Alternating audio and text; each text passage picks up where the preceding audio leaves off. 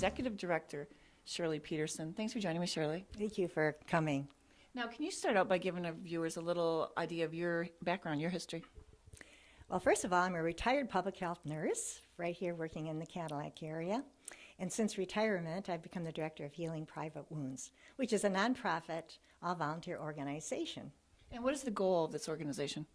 We have two main goals of our organization. The first is sexual abuse prevention education, and the second one is recovery for all victims of all ages. Now, is this a nationwide organization, or is it just here locally? We are just a local organization, but our goal from our directors is to become nationwide, similar to like AA or other organizations. And you've just recently, in January, moved into your new location. Where is that? All right, yes we are. We're right on North Mitchell Street, 856 North Mitchell, right in the Wexford Plaza.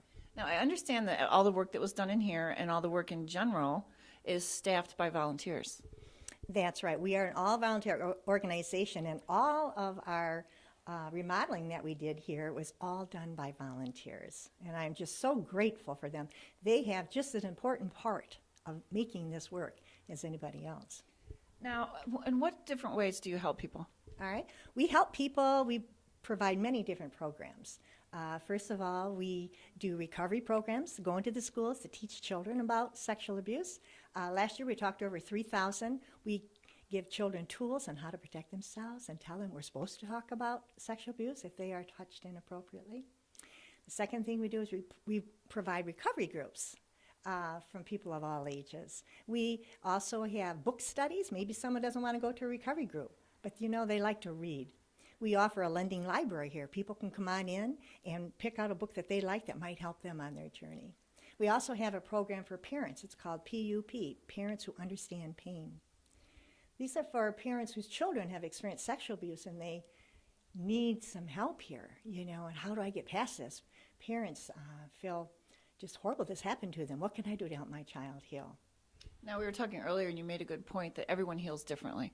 That's for sure. Not everybody wants a recovery group, you know, and maybe someone, they just want to talk to someone one-on-one. Maybe they just want a mentor. I just need someone to walk beside me. Or maybe I need to see a counselor that can understand what I'm going through to help me think out of the box. How can I heal? Now, I know it's important to you to remove the stigma.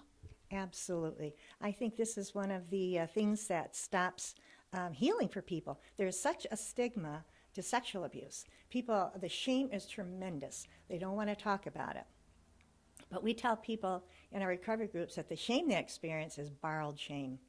It is not theirs to carry. We're supposed to talk about crimes, and that's what sexual abuse is, a crime. And I say, you know, wouldn't you talk about someone if they came in and robbed you? You wouldn't report that? This is more severe than that, and it is not your fault.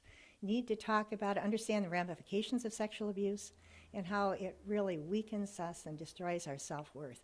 We need to claim that power back and become the person they are created to be.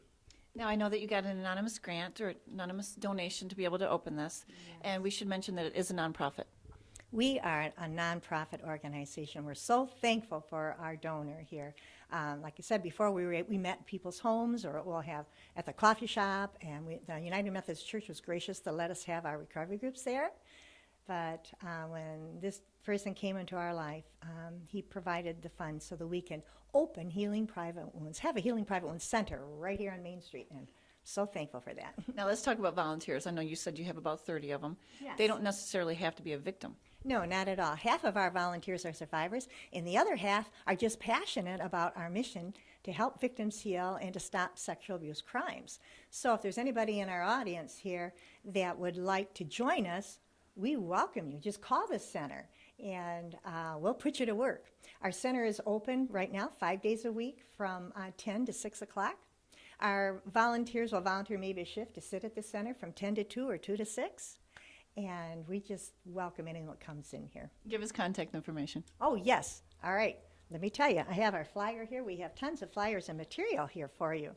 And if you'd like to call us, we're 231-846-4495. Or you can contact us on the web. We are at www.healingprivatewounds.org. There is a lot of resources, recommended reading. We have survivors' stories. We have videos on there.